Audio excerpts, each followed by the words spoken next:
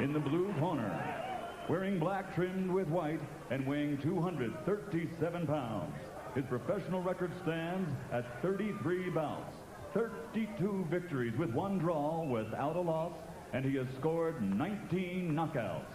Fighting out of Tallahassee, Florida, here is the undefeated WBC #1 ranked challenger, the former WBO World Heavyweight Champion, Henry Akinwande. And across the ring in the red corner, wearing white and weighing 242 pounds, this 1988 Olympic gold medalist now has a professional record of 31 bouts. Victorious 30 times, 25 of those by knockout with only 1 defeat. Ladies and gentlemen, the defending champion from East London, England, presenting the 2-time WBC heavyweight champion of the world, Lennox Lewis. Should note here that it's a very small ring for big guys, especially about 17. The ring closer, where the big guys, no matter how big they are, you got to throw punches at all times. Will certainly favor Lewis and his harder punching if he can be aggressive. And Akinwande has to put some hurt on him to drive him. Get about throwing a right hand and left hook and just stick with the left hand. And it certainly is striking to see these two very take your time, set everything up by jab, and what you can do. Akinwande urged by his corner to listen to instruction, and he may forget what they told him after that right hand by Lewis. A good right hand, right on top. Going against what has been widespread opinion regarding Lewis. A lot of people complaining about the way he paused with his jab. George says that's the way for him to maintain the power in his right hand. That's what you do. Now, 1 point off here. 1 point removed from Akinwande. He's saying to Akinwande, later pushing these big guys back. And that's what he's hoping, the big tall guy.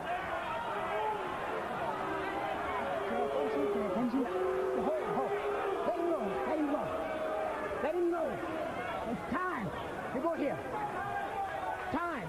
Come up here. Now look, you need, hey, don't you tell him. You need to fight, or I'm going to chase you. And you can do better than that, you understand? It's better. Come on. Let's go. Become the most famous disqualification in the history of the sport, and Lane is threatening to end another heavyweight champion. Being 2 boa constrictors. Lee Haney, one of those push him apart. Otherwise, this referee is going to faint. Well, Mills is pretty dogged.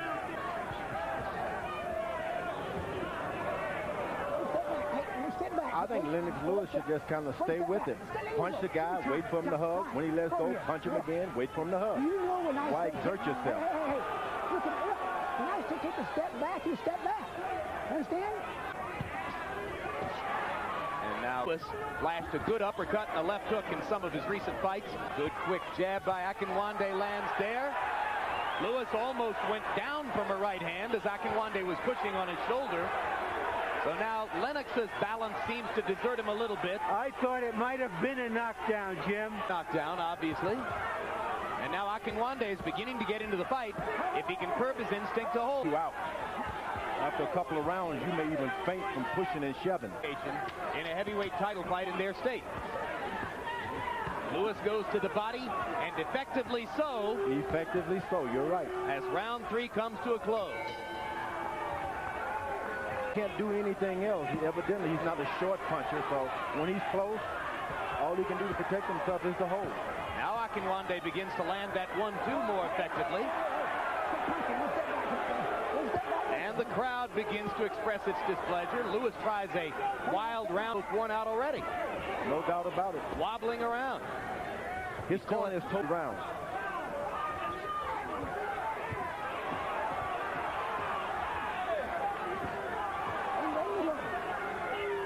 To let him do that, Lennox Lewis is going to faint. Fun to watch. No, it's the rope. The ring is very small. There's no room to run. Should it have been bigger? I think so. But Lewis is making all the effort here.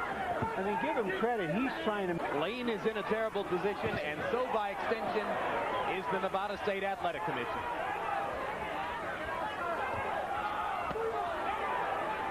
The body punches by Lewis are the most effective right now. Well, he's winning every round, George. I mean, wouldn't you assume that Lewis has won the first 3 rounds? No doubt about it, but he's also playing in the part of the old bull when the matador is sticking that thing over his neck, and he's being held like that. Eventually, things have to happen bad to you. You know, Lewis is not a great infighter, but Akinwande hasn't got a clue about what infighting is about. Solid punch there. Rounded in the first 4 rounds. Henry Akinwande has thrown 95 punches. That's a total of 23 per round, or an average of 23 per round. We saw a heavyweight a couple of months ago, Ike Beabuchi, who throws 95 punches in an average round. Lewis' corner gave him some good advice. Stay short. Harold Letterman, quickly, how do you have the first 4 rounds? Larry, I got about a million things to say about this fight. 3 rounds to 1, 39-36, Lennox Lewis. Let me tell you something. When you get hit with a legal punch that causes you anything to touch the canvas except the soles of your feet in the scoring area, that's a knockdown. That shot that Henry landed in the 3rd round was a knockdown. Therefore, he should have got the 3rd round. As far as holding, it's illegal. If you got one hand free, you can punch with the free hand until the referee yells break. How soon should he be disqualified, Harold? Let me tell you, if Henry Akinwande keeps on holding, it's coming soon. I figure another 2-3 rounds, he's out of here. Larry, Mills Lanes is in an embarrassing situation. Yeah, he just had a big controversy, disqualification in the state. He just don't want to do that quick. Look, he looks like an Oreo cookie there, mixed in between those 2 big guys. Oh, Mills Lane is earning his money these days.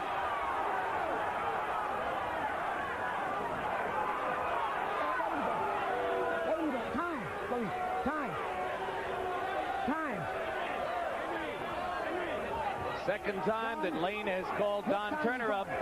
You tell him next time he's gone, okay? You tell him. Hey, Henry, he's getting ready to disqualify you. You need to fight. Don't let him disqualify. He's about to drop dead, man. All you got to do is fight him. Fight him back. Get out there and fight. Well, it couldn't be any clearer than that. He just don't have any other defense. That's all there is to it. He just does not have any other defense.